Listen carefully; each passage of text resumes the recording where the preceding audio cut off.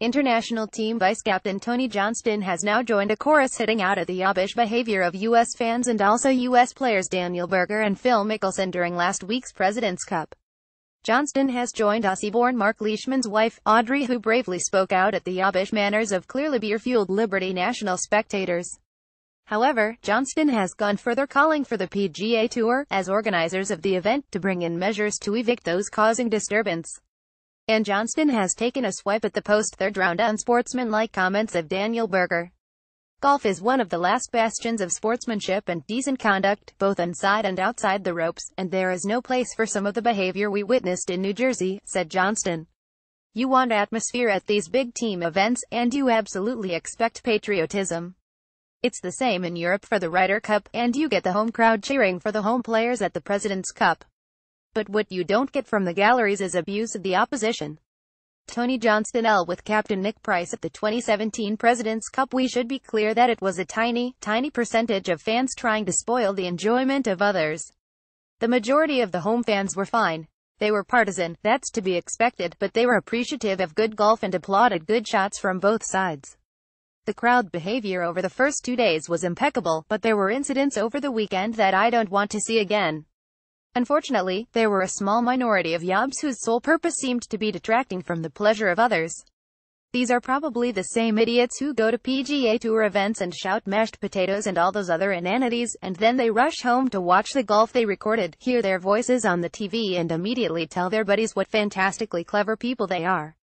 Johnstone posted a clip of one particular incident when an American in the crowd bellowed "Get in the water" moments after Adam Hadwin had struck his tee shot, but he described that as mild compared to some of the abuse.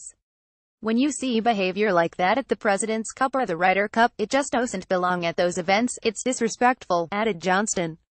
Some of it became really obscene and people were thrown off the premises, although probably not enough of them were evicted, to be honest. I read Audrey Leishman's blog comments, and good for her. It's time someone stepped up and highlighted how bad it is because, unless you were there, you have no idea how bad the minority of fans behaved. Some of it was really horrific and we had to be incredibly restrained. And Johnstone also singled out not only Berger and his "we want to crush them" remarks but also the actions of Mickelson on day 4.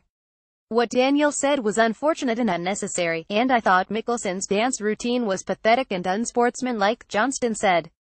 I can't believe he had actually practiced that in the locker room. If you want to look silly, that is fine, but don't do it before your opponents have putted. There's a time and a place for that kind of thing, and Phil got it badly wrong.